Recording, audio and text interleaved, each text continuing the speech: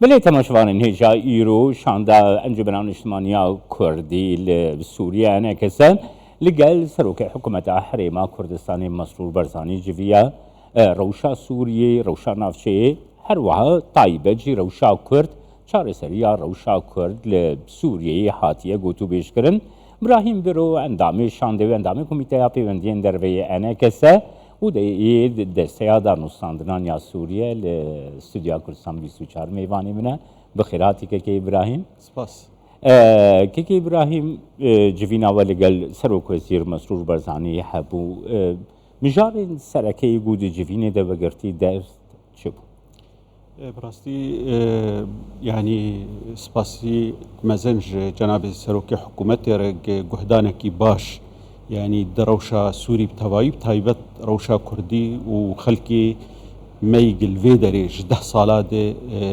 دكامبادي ودروي كامبادي لي مجاري سركة أو روشا سياسي بو يعني روشا سياسي السوري بقشتي يعني ناف دولتي هريمي ناف خوي وبتايبت روشا كردي دچا آستي دي لكوي دري چو کارتی کرن لگل خلکین سوری يعني آلين سياسي آلين جواكي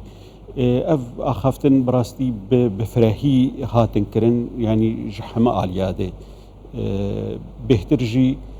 يعني وچاره سري پیش روجه چبه يعني تو درفت تنه الا چاره سريك سياسي به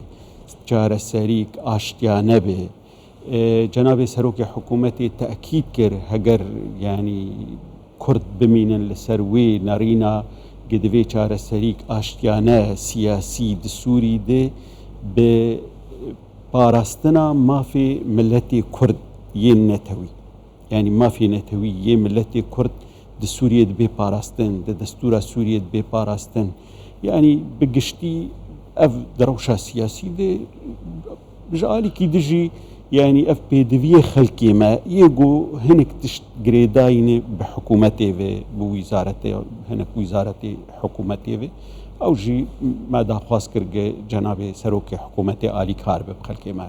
رولا حريم كردستان كي ابراهيم يعني ده في روشا سوريا كارجريا في طيبة جي برسا كرد هون وكي انا كسجاوات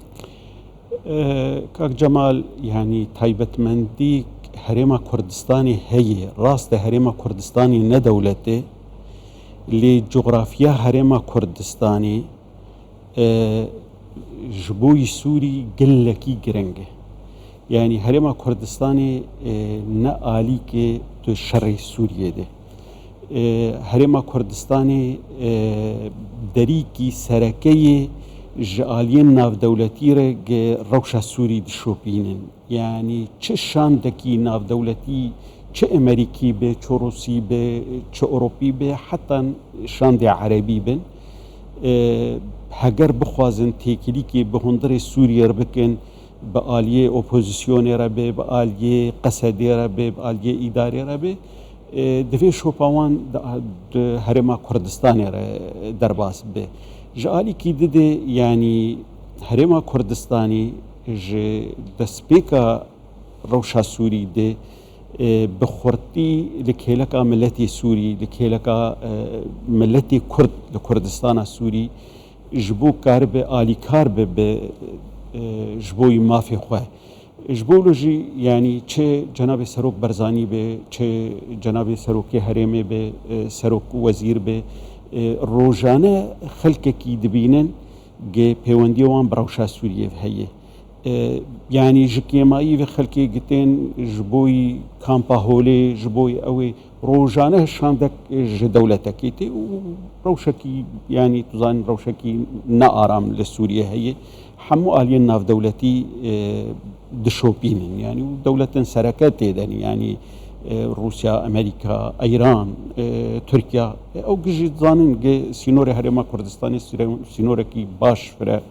بسوريا ري تايبجي ده هرما كردي سوريا ده كيك ابراهيم وكي قلت دس نشان كر يعني هرما كردستاني هينش روجا يكم من الوزي وكريزا سوريا به هر لقل يعني خلكي روجافایی کردستانی راوستیه یا دستی آلیکاریه ده هر واریده يعني جواري آبوري بقرة جواري أو خلقي زيدة إيقو وهاتن حريما كردستاني دواري بيوندين ناف دولتي وسياسي دجيم قالوا لسر عردي خلقي روجافایی كردستاني سكنة حكومتها حريما كردستاني بخوشي يعني ديتنا والسر سكنة حريما كردستاني شيء لسر وام مشارة جروج پیشید يعني ملت ما هيفين قلكي مزن لسر هرما كردستان جريدا وبراستيجي يعني جناب سروك برزاني بوي كاري رابوج دسبيكي ده وكاركي قلكي بيروز دكير يعني پیشي بارتيان كردي آلي كاربو بوانرق هنكي يعني يكجي انجمن اجتماعي كردي آوابو يا جرينكتر جناب سروك يعني دمكي قلكي زوده دس بدانستندني كردي كير ريكفتني كردي تشيكر جاركي خرادبو جارا دوا كر جارا سياكر هر جاركي جناب السروك حز ذكر ريكفتنك آلين كردي تفجدابونا نارينا اوي هبنجي اللي كاربن جبو ما في كردا بباريزن اللي مخابن يعني نتشتكي بشارتي آلية بيدي پککی او رکفتن پشتی سینور درباز دکرن پاشگوه دکرن لی هیویا ملت سوری ملت کرد سوری کردستان سوری جهرما کردستانی قط نبویی ده همه زحمتی و طنقایات توی جوی اداره هی يعني ريل بر انجمن اجتماعي دكر قالك كرياري خراب جي دكر او جي دكر روجا قتشتك جبوي هريما كردي لازم دبو جبو كردستان سوريا لازم دبو آليكاري حتى بفي إداريري ببياديري بس هما هجر تشتك جيتي كخدمة عملت دي اوان بخورتايد دا بچافتنگی بدستگرتی يعني بخورتي آليكاري دكرن يعني دچد روش دما شر هبو چه دما كورونا هبو چه آنها هاجي دما زحمتي ابوري سرخلكي بله كيكي ابراهيم نهادي جيفيني ده اللي قال سروكي حكومة حريما كردستاني تديار كركو چار سريا اشتياني برساكر لسوريا هاتي اخفتن چرچوا ويتكاريج مرابيج يعني چاوا وقرت يعني إيرو قلك آلي دنافا سوريا هني يعني وقت ما بيشي قلت يعني أمريكا هني روسيا هني تركيا هني إيران هي رژیم سوری هی اف هزین يعني قصده هي اپوزیسیون سوری هي بگمان يعني اما ام بشکن جو اپوزیسیونی جبو دانستندنی سیاسی بین چافدریان اف دولتی ده ام دکن لی او آخافتن و نارینی يعني ایرو هاتن آخافتن انو اما وقت ملت كردستان سوریه ده تشتي سرکه ام ملتكن خدي دوزكن خدي مافكن ام وي مافيت خوازن يعني ايرو نكاريمي ام شر امريكا بكن شر روسيا بكن شر دولتا بكن شر تركيا بكن شر عربا بكن او نكاريمي اما كي كاربه آلي كاربه كاربه اشتي روشكي آرام لسوريا آواب ما في ملتي كرد بباريزي ام لقل وان كسا كاربن بهتر كار بكن يعني تتوازي بيجيكو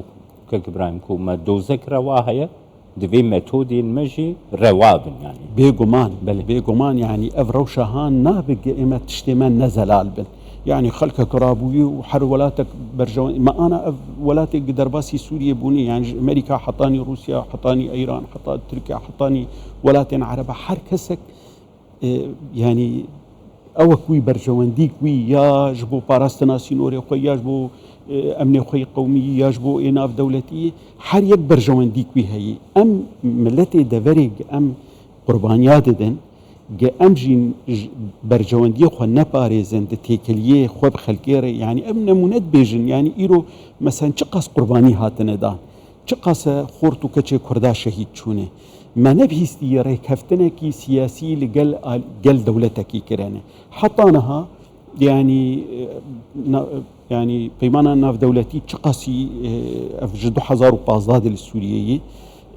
چ قاسی شر داعش هات کرن و پسن هات دان و کرد و شر دکن و او دکن حتی روجا ایرو لسوریه يعني بآلية چقدار قلوي دارك آلي وان كري قصدي تري كفتنك سياسي تنا تي دس كفتي جبو كردات تنية هر دفي شرشوية تخواصم بپرسم كي إبراهيم نها اف دبي دردو راح هفتيكي خلقي روجا باي كردستاني قري داي بريارين ريفي بريا خسر لسرجيانا طيبتيش بلندبونا بهاي سوق تمانية خبي شاندانان دكن قالوا أفخو بيشاندان جي دجفيني دوا بحث كرن و يعني بجيهانينا دعوازن خلقي روجا بايكو راستي بلكي اف تفاصيل جفيني دي نهاتن آخافتن لي اف روشا قتشي دبي شقا يعني روشا خلقي يا بهابون او قتشي دبي تشتكي قلكي زحمته اف إدارة دستي خداني سر حرتشتي وداويجي خلقك مجبور دبي پنابر ببو او ببي اللي ام وك بهورياما ام دزانن بأف إدارة چما وادكي يعني وكي رجيم سوري چا وادكر